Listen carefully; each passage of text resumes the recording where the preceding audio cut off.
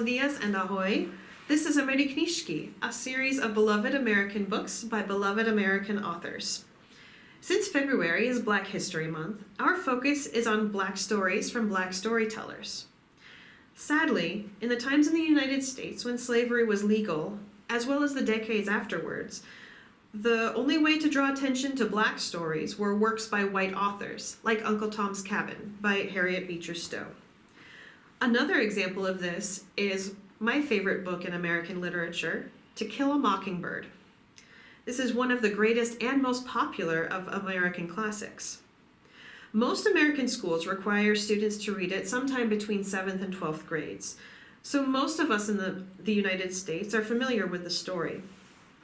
However, because of its harsh descriptions of crime and very strong racial language, many people have tried to censor or ban it. But as usually happens when people try to ban books, this only makes more and more people want to read this book. As I said before, it's my very favorite American story. Yes, it made me cry, makes me cry every time I read it. The story takes place over 3 years of the Great Depression, specifically from 1933 to 1935, in the fictional town of Macomb, Alabama. Alabama is the poorest state in the United States, one of them at least, and it's very far in the deep south. Our narrator and hero of the story is 6-year-old Jean Louise Finch, who's nicknamed Scout. She lives with her older brother Jeremy, whose nickname is Jem, and their widowed father Atticus, who's a middle-aged lawyer. They have a black cook, Calpurnia, who has been with the family for many years, and after Scout and Jem's mother died, has helped Atticus with raising the 2 children. These children are fascinated by their mysterious neighbor, who they almost never see, named Boo Radley, and they devise various plots to try to find out more about him. That said, in the rest of the town of Macomb, there are bigger problems brewing. Judge Taylor appoints Atticus as a lawyer to defend Tom Robinson. Tom Robinson is a black man who has been accused of raping a young white woman named Mayella Ewell.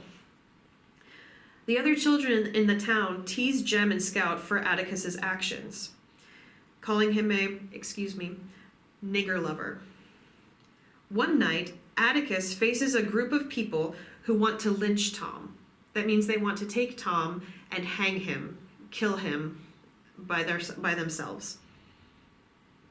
Scout, Jem, and their other friend Dill show up to this mob gathering, and Scout breaks them up by recognizing and talking to a classmate's father. This makes everyone who would have lynched Tom Robinson go away.